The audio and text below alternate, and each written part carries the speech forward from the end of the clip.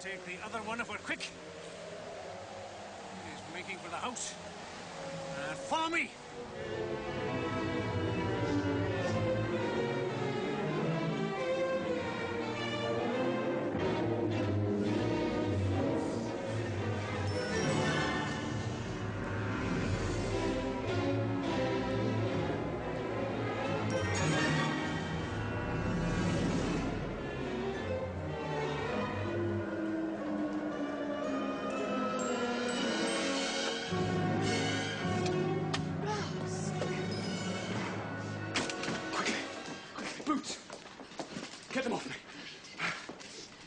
McNeil. He's coming here, I know it. McNeil? Yes. God, did Mark get away or was he caught? I don't know. Oh, McNeil was clever.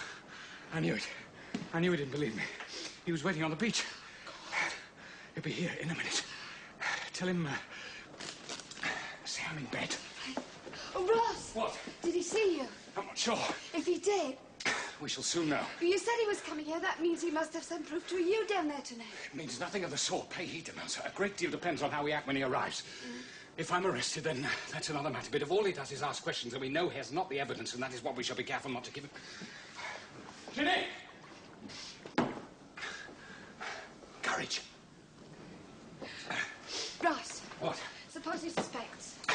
When you have a mind, you can spin as pretty a yarn as anyone. Sir. Ginny, Captain McNeil is about to beat down our door once again. Did Mark get away, sir? I don't know. Take these boots and throw them in the darkest closet. Yes. And, Ginny, sir. I haven't left the house all night. I retired to bed an hour ago, you understand? Oh, 'tis so, sir. Why, you had a nasty headache. I do recall you saying so. Hide the boots, and then take at least a minute to open the door. Yes. Right. Ross, I'd be fully dressed. Here. You're improving your mind. Sir? I must see your master. I'd be bed, sir. Oh, my apologies, but I have urgent need to speak to him. Well, will he go through, sir, and I'll see if he be awake. Why? Captain McNeil. Well, I regret the intrusion, ma'am, at this late hour. Nothing wrong, I hope. Well, ma'am, that's not up to me to say. I'd be obliged if I could have a few words with your husband. Ross. Oh, he went to bed an hour since. He complained of a headache. Oh, did he know? He did, indeed. He went to bed, before 10. Oh, I'm sorry to hear he's not well. But I'd still like a wee word with him if I could. Sleep. What's the commotion? Oh, McNeil. What brings you back? My apologies, Captain Poldark. No matter. What do you want? It is the matter of Mark Daniel. Oh, yes. Any news of him? Well, do you think he stole a boat tonight and rowed out to sea? Oh, did you not catch him? No. Oh. No, but we shall. Make no mistake. As you have often said, Captain, you have your duty. Oh, indeed I have. Forgive me, I have a sore head. Oh.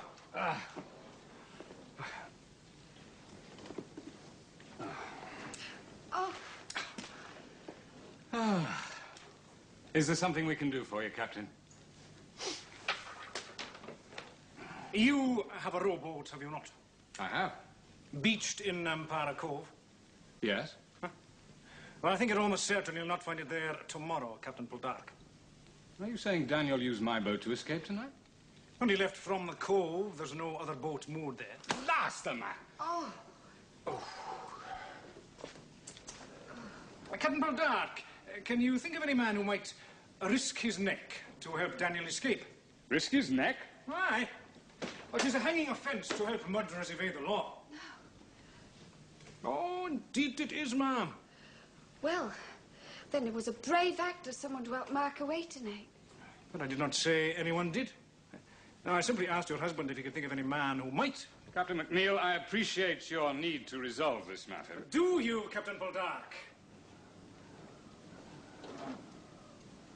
Are you implying I helped Daniel tonight? If you are, then out with it. Let us have a charge. If you are not, then I bid you good night. You'll inform me if your boat has been taken. Of course. Captain, will you allow me to offer you a word of advice? What is it? Be careful of the law It's a twisty, cranky old thing.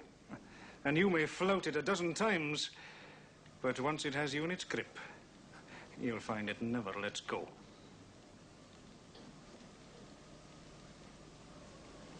Good night, ma'am. Good night, Captain McNeil. Jenny, Captain McNeil is leaving now. Very good, sir.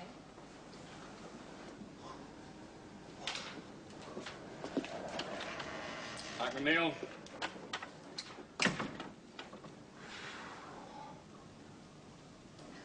Oh, Ross. He knows he does. But he has no evidence. Not yet, but you've said it before. He's a clever man, and he spoke of hanging. Your debts amount to £3,400. What have I left to sell? Huh? What is there left to sell? Oh, only your shares in Wheel Leisure. What will they make? Well, the market's doing well. I'm not sure. Pascal could tell you better than I. No, I want to leave Pasco out of this. An estimate. Eh? Oh, well, 2.5, perhaps £3,000, but they're doing well, my boy. You'd be most unwise to get rid of them now. What choice do I have? Everything else I own is fully mortgaged. Have you no friends who could advance you what is required? You've built up a deal of goodwill in the country? Not for the kind of money I need. Besides, I'm resolved never to borrow from friends.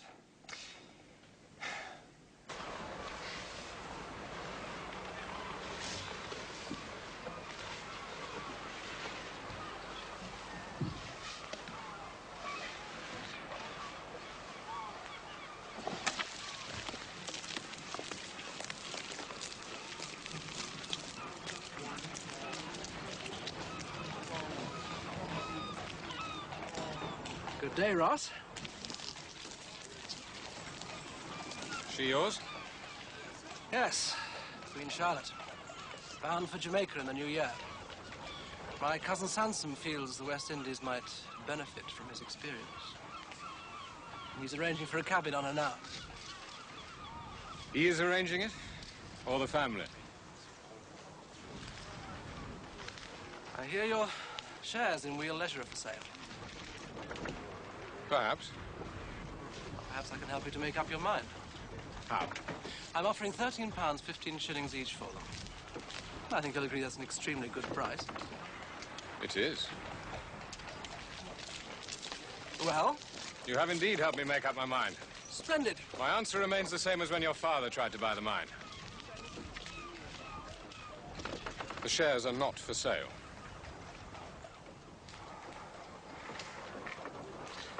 The offer nevertheless remains open.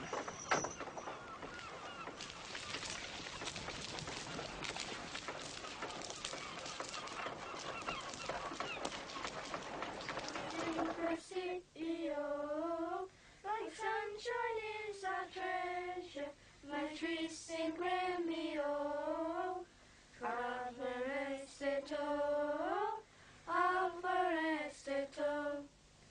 Oh yes, you love you day, for thee I long away.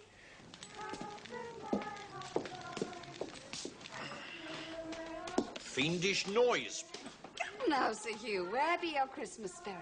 In the jug, my dear, in the jug, thence in my belly. I'll go. I don't see enough of you, my dear. Not nearly enough.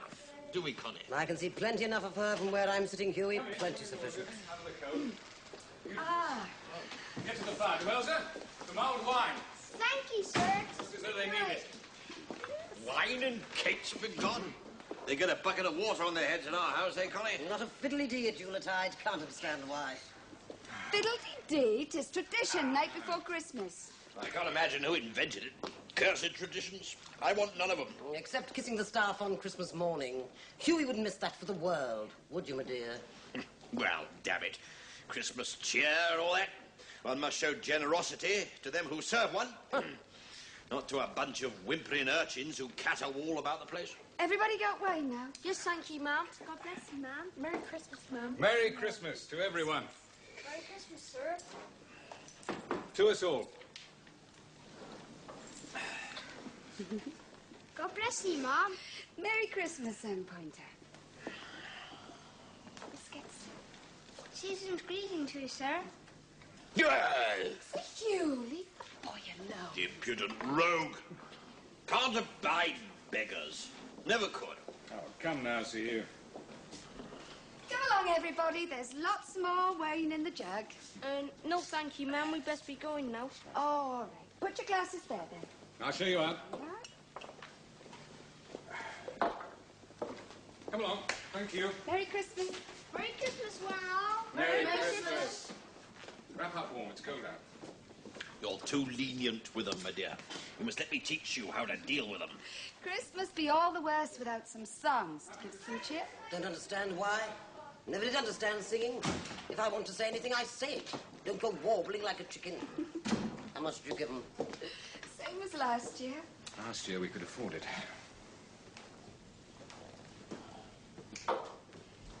So you My dear, invest in copper, do you not?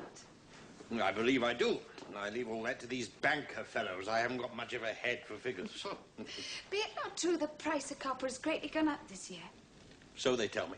Which means you've had a good year on the markets. Aye, that's logical, all right. Good. For I should like to ask thee for a loan of £3,400. It's a party game, a riddle of some kind. No, Ross, I'd be asking someone with a great deal of money to lend to someone who's lost his. Well, sir. Will you lend us the money, Sir Hugh? That is enough. Well, I should like to, my dear. There, Ross. No, wait a minute. You see, the trouble is the estate's been damnably expensive this year. New fences, all sorts of problems. Don't listen to my wife. She has a bizarre sense of humour. Time we left, Huey. Oh, well, you'd better fetch the horses then, my dear. I'll bring them round. Oh, leave it to Connie. She's got a better way with them than anyone in the county. So the Wallegans own you, too. Jenny! Ross tried to do something for Cornwall, but certain people saw to it that he failed. Now we have nothing to show for it but debts. The compliments of the season to you, my dear. In gentlefolk society, people may not be bothered by such matters. I may have been brought up in the gutter, but by heaven we saw to it that the folk didn't starve. Wouldn't know about that. Never been in the gutter, my dear. Show Sir Hugh and Lady Bedragon to the stables, you know. Very good. Good night, Ross. Night. Happy Christmas.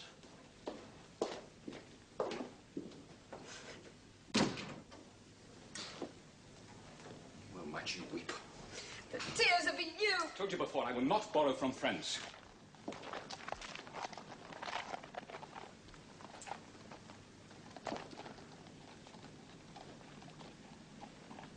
Well, all I hope is you don't go following Francis and try and drink yourself out of ruin. Francis, yes. He's behind all this. Why in God's name does he hate us so? Because his wife has never stopped loving you.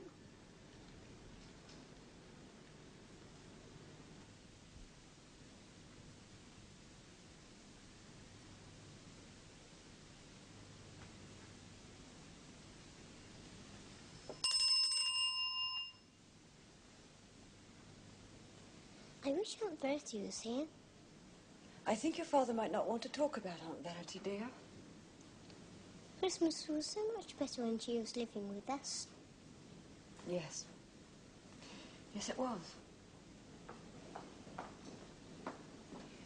Would you remind Mr. Francis that dinner is ready, Mrs. Tabb? Very good, ma'am. Nevertheless, Geoffrey, your Aunt Verity has chosen to lead a new life elsewhere. Your father, like us, wishes she'd stayed here, and he's a little upset over her departure. You do understand, don't you?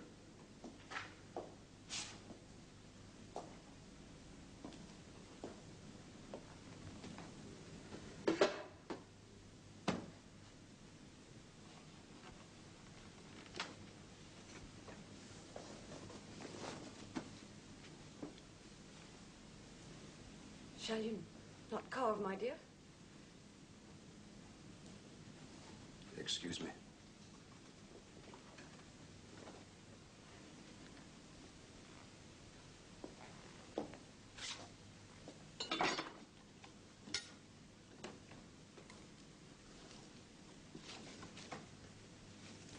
Father, What is it? why hasn't Aunt Verity come to see us? After all, it's Christmas Day. Don't worry your father, dear. I should know, Elizabeth. Let us enjoy our dinner. Your Aunt Verity will not be coming this Christmas, or indeed any other Christmas. Your aunt has disgraced our family. She has rejected the affections of her nearest and dearest relations to marry a criminal, a drunken murderer. Francis, you are talking to a child. No, I'm talking to a child. The fact that he is a child has no relevance. The boy must know I have a duty to prepare my son for the brutalities of life. Geoffrey, go and lay with your presence. Stay where you are, sir. I am speaking. Your aunt is an ungrateful, selfish woman who has set upon a course of action deliberately to cause me pain and humiliation. She has entered into a plot with my cousin and that slattern wife of his. They have conspired against me. They seek my disgrace. Well, I tell you, sir, they will not succeed. They speak every kind of slander. They say that I betrayed them, that I sold my soul to Warlegan, that I am a disgrace to Cornwall. You would not believe the lies and insults I've had to endure.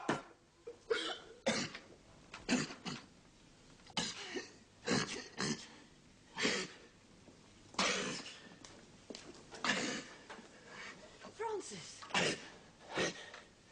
Francis! Oh! Mrs. Tan! Mrs. Tan! Oh! What's happened?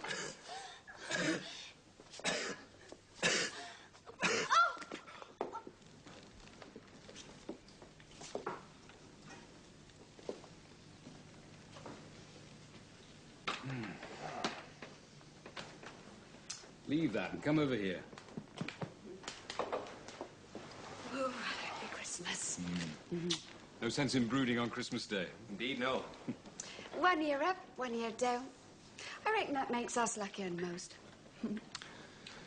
When I came back to Nampara, the house had half a roof, and the rats had eaten through the furniture. And I was a clutch of rags stealing at Redruth Market. Aye. I cleaned you both up, didn't I? Do you regret it, Ross? Not a bit. You were a fearful mess, and stank. I mean, do you regret us meeting the way we did? Why is it women always ask if men regret knowing them? Such a pessimistic view of life. Well, they probably just want reassurance. Ross to always find a way of not answering a question he don't care for. That's true. Well, do you? Only when you ask monstrously stupid questions. Ross, I'm serious. Perhaps I should leave if there's to be a family quarrel. No, stay. You can bear witness to the way my wife mistreats me. Excuse me, sir, but there's Mrs. Tabb outside, come from Trenwith. Trenwith? What does she want? She'll be looking for you, Doctor. Says 'tis urgent. Show her in, Ginny. Yes. Somebody else? I'm afraid that when I am sought out, that is usually the reason why. Not Geoffrey Charles, I hope. Beg pardon, sir. Ma'am, What is it, Mrs. Tabb? 'tis the doctor that's needed, sir. Up at Trenwith. What's the trouble, Mrs. Tabb? Oh, sir, we've been looking all over for him. 'Tis Master Francis. Francis, what's the matter with him? Well, I think 'tis what Geoffrey Charles had last summer, sir. Coughing and choking and the like. Oh, sir, he be in a mortal bad way. Ross. I have treated a dozen such cases this last month.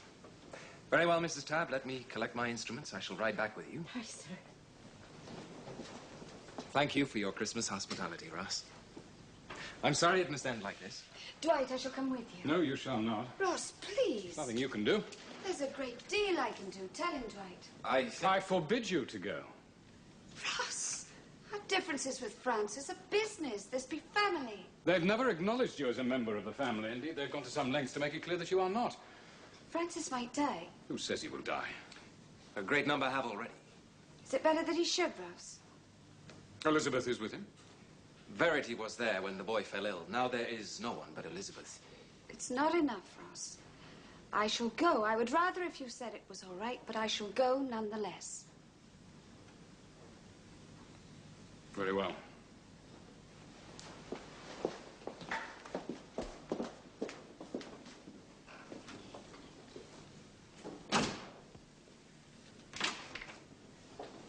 Oh, Doctor, thank heaven. What are you doing here? I thought you might need some help. Where is Mr. Francis? He's upstairs sleeping, but, oh, Doctor, he can scarcely breathe.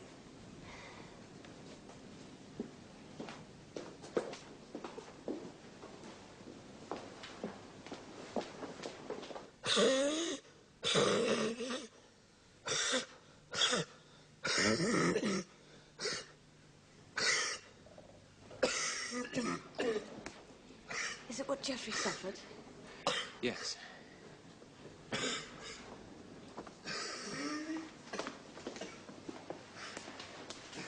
Your husband is gravely ill. Oh. But with good nursing and good fortune, there is no reason why he should not recover. Do you hear me? Yes. Yes, I hear you. Now, there should be someone with him day and night. Whenever he suffers a coughing fit, it is imperative to place this, it is called Melrose, into his throat. It will be unpleasant, and one of you may need to hold his mouth open while the other applies the liniment with a brush. But it is the only way. The treatment is new, but it has proved beneficial. We'll take it in turns to sit. Yes, I shall sit first. I'll call you when I need you.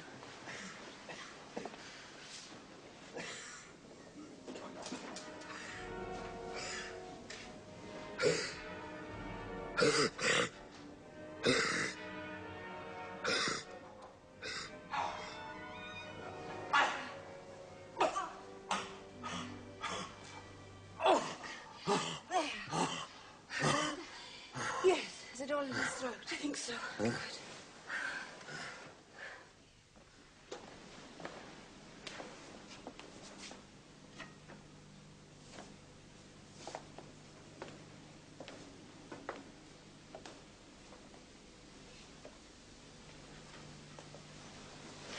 He's sleeping. Thank you for coming to Mills. I could not have managed on my own.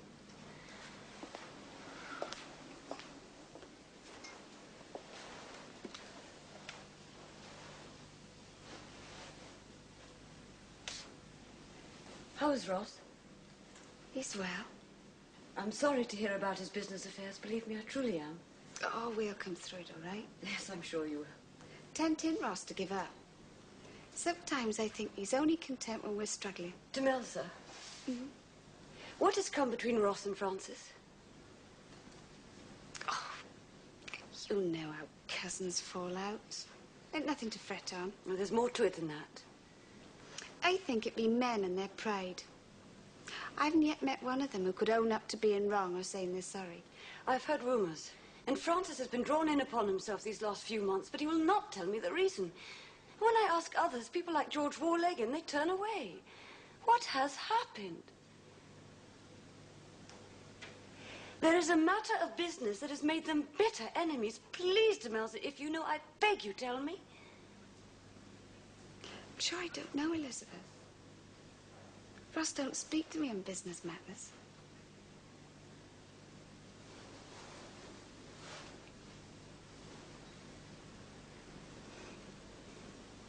I never thought we two would ever sit and talk like this. You had no cause to like me. I know that right enough. I didn't expect no less from you. If we'd been in each other's shoes, 'twould have been the same. No, it would not. I would not have come to your aid had Ross been taken ill. There's the difference between us. But I know how I spoke things for you. For you and Ross, that is.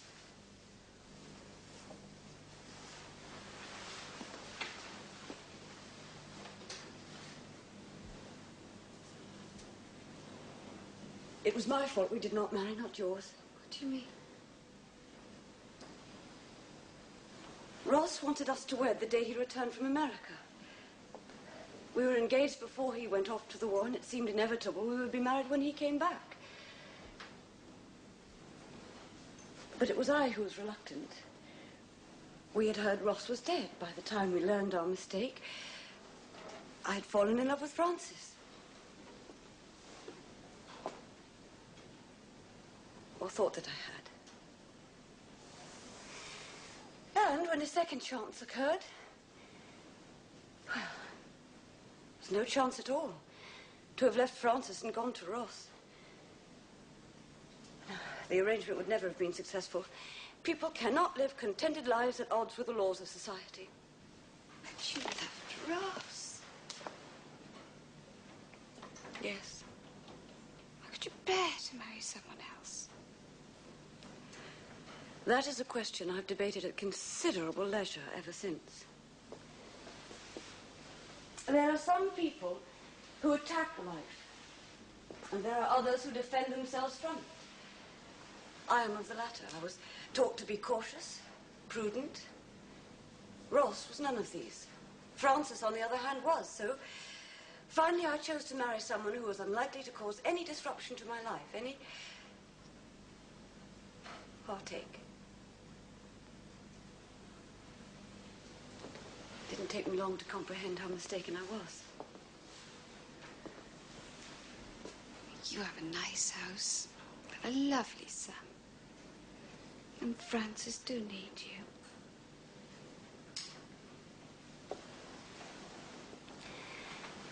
Yet I envy you, Demelza. I have no more than you. You can count your assets. I was brought up to expect them. The only times I've ever given any conscious thought to comfort or love, or when I am deprived of them. It can be a great advantage, Demelza, to start with nothing. I hope we can agree to forget the past. I want to, very much.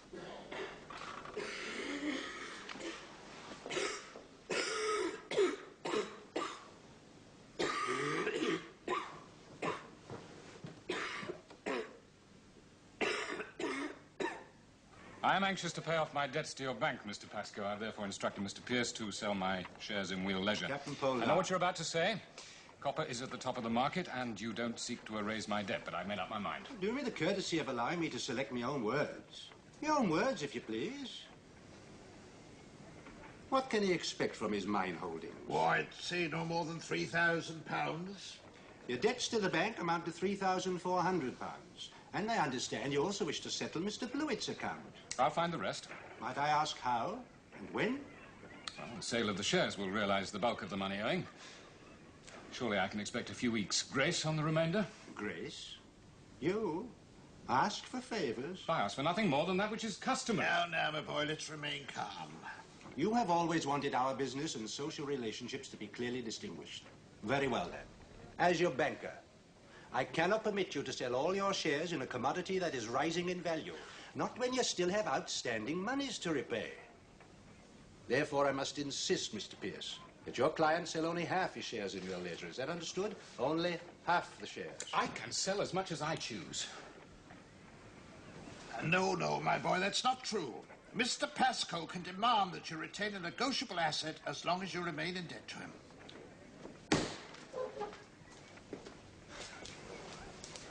You conniving pair. A banker cannot afford to be Sentimental, please. Spare me your homilies. Sell half. Good.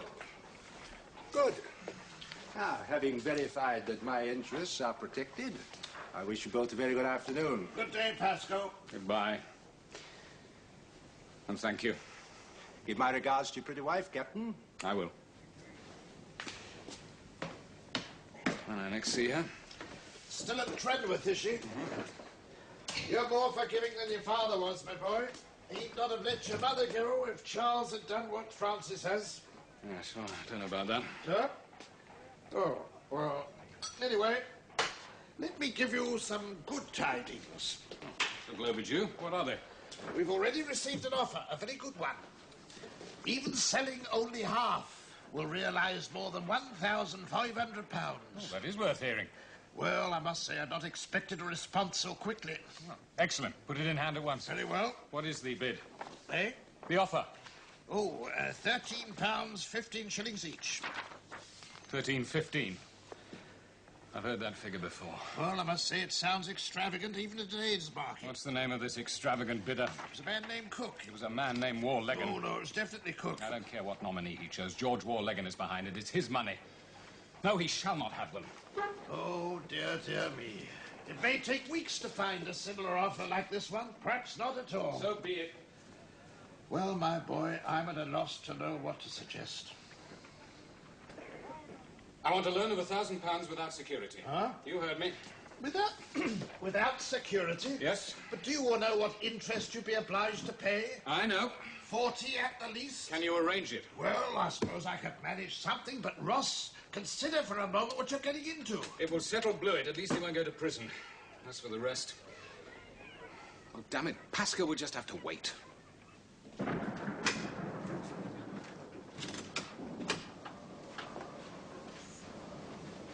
Yes, hardly slept in 3 days. Francis. You live. Come on, love, we must get you to bed.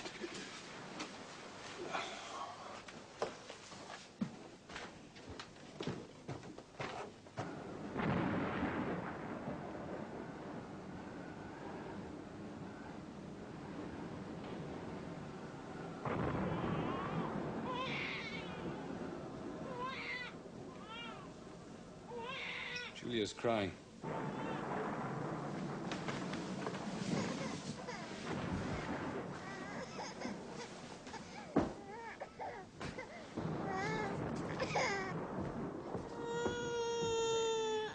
Oh, Rost is her teeth.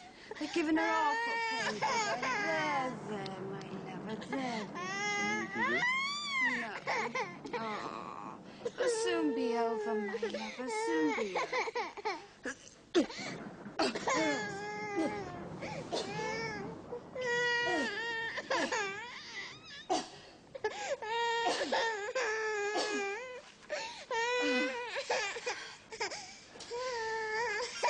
Dawnbrew's outside, but some hot in here. Oh. John, fine. So up, poor Julia. She can't sleep. Oh, Ross. Oh. Move.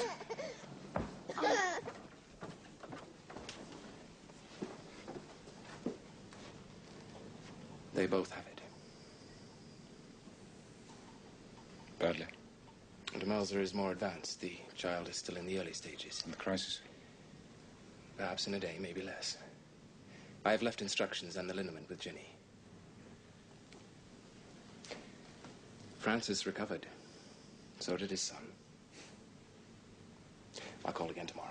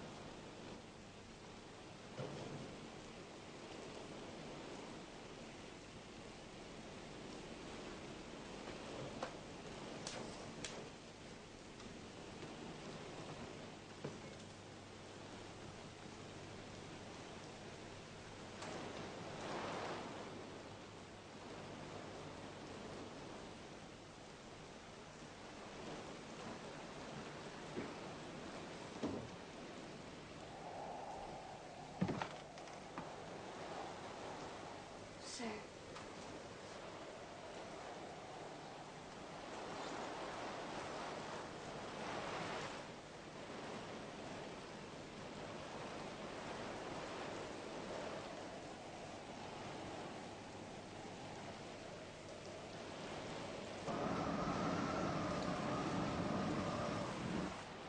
The Mauser is safe now. The danger is past. There is nothing more to be done tonight. I'm finished. No. No, you're not. There's a limit for any man. And I've reached mine. If it's any consolation to you, I also have known this road. I have known utter despair. I'm still trying to find a way to live with that. But I do know one thing. Giving up doesn't solve anything. Good night.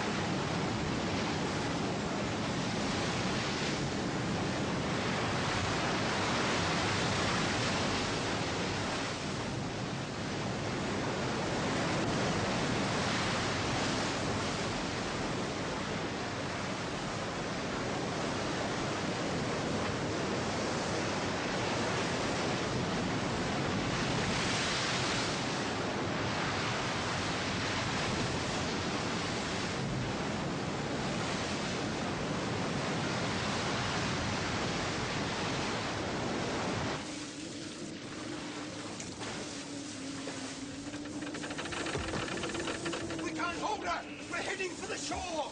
We have to abandon her! Don't leave me! Let go, you fool! Oh, save me, for God's mercy, save me! Come on! No, I can't! Come on! I'll report this to my uncle!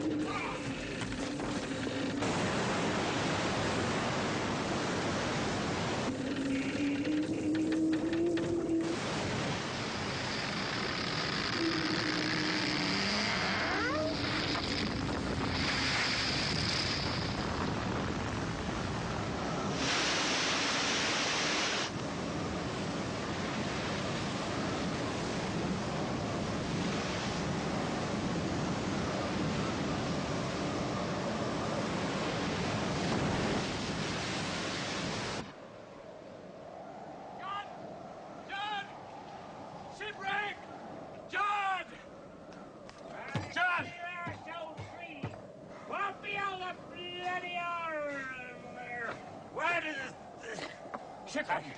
Quick, get help. Wreck, eh? Nampara Cove. Rouse the village. Shipwreck, eh? That pickings for all, eh? Aye, pickings for all. Now run and raise the alarm. All lives will be lost.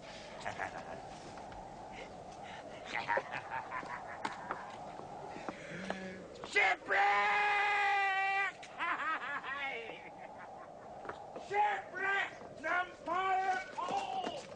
Blow yourself! Shipwreck!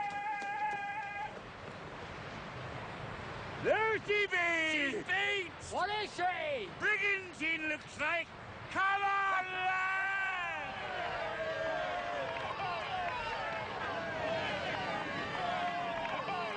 Look for the crew!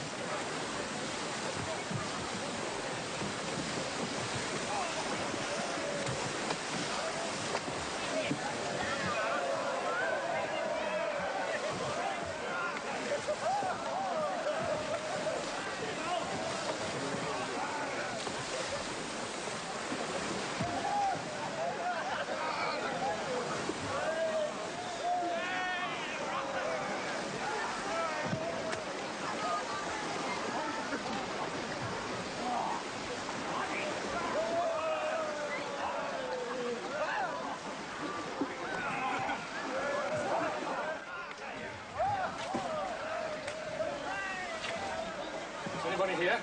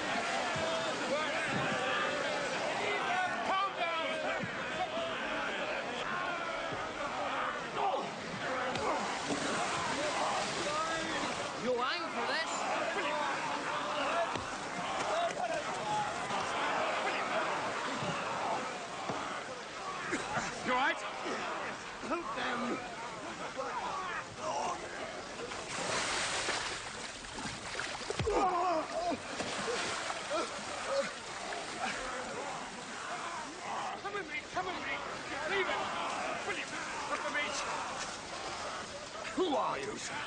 If you don't want a broken skull, follow me.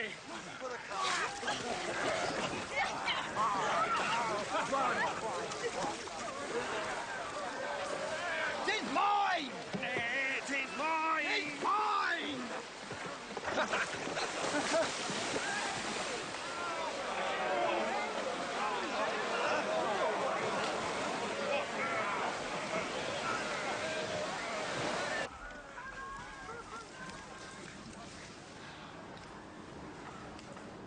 Get down after them. McNeil!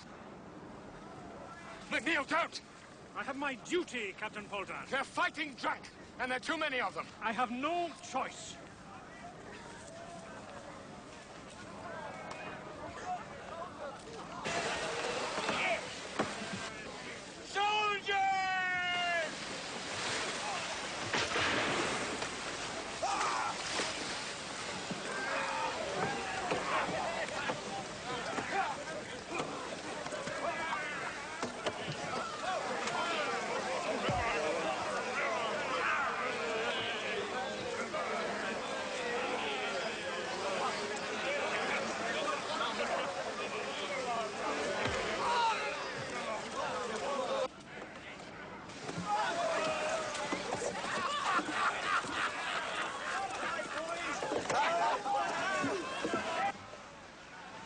My cargo. There's nothing more I can do. Come. Oh, no, thank you. We are obliged to you, sir. You're master of the Queen Charlotte. Aye. You know her? The owners and I are acquainted. We were heading for the West Indies. Taking a Mr. Sanson cousin to the Warlegans. Transporting him would be a better way to describe it. Oh, I beg your pardon, sir, if he's a friend of yours. He was a friend to very few, and now to none at all. Say, perhaps Almighty God? He's dead. Mm-hmm. I'll not sleep till I know how many of my crew were lost. Ginny, we'll show you all to your quarters. Please excuse me. Yes, of course, and thank you again, sir.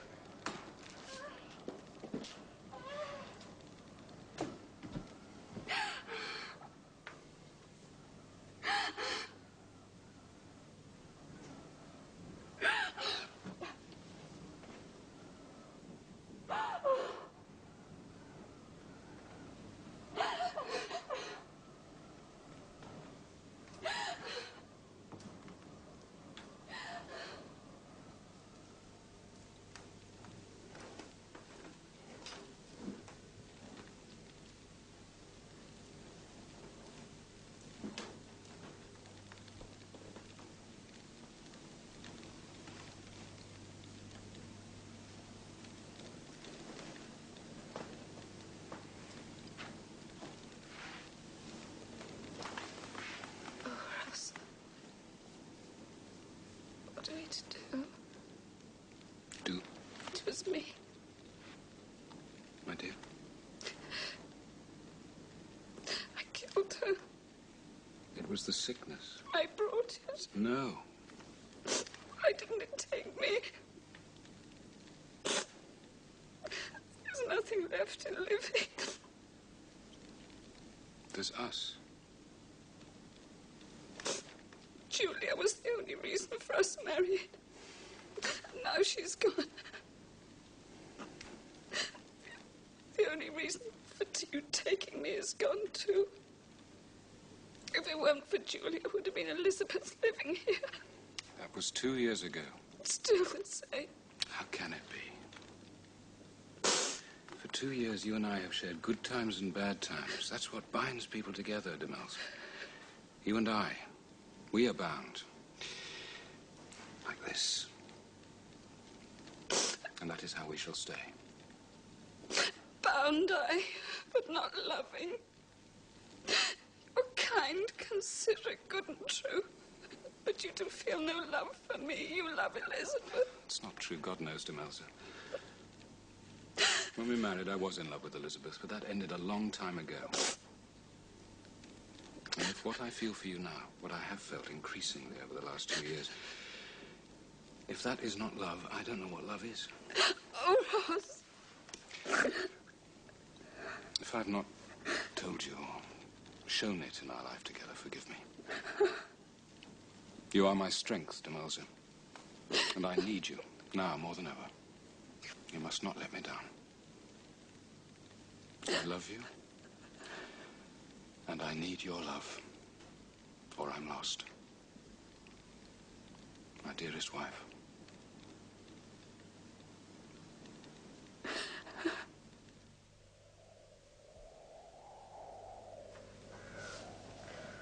Such a little coffin. Winds from the north. I've been snow It's before like long. a toy. They say the storm caused havoc all down the coast. 6 men went down with the Charlotte. Several others lost in foam. So quiet in this house. Winter's scarce begun. Perhaps it is better we do so, Nampara. I do care no more. Must find something to fight for, Demelza. For what reason? Fight for what? We've already lost Julia and about to lose everything else. Any minute. That's the nature of things. Aye. Beg pardon, sir. What is it, Ginny?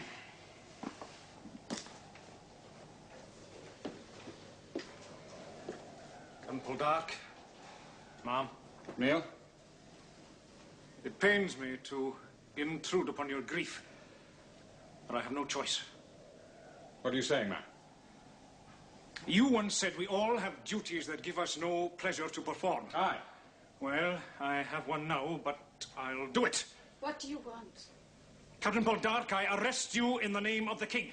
Me on what charge? That on the night of January the 3rd last at Lampara Cove, you did incite the populace to riot and took part in the looting and pillaging of a seagoing vessel, the Queen Charlotte. I warned you, Poldark. I warned you. This is madness. But that's not true. He's innocent of what you say. You'll come with me, Captain. Oh, tell him, Ross, tell him. You saved the lives of the sailors. You didn't rob the ship. I have my orders, ma'am. I cannot ignore them, however much I might wish I could.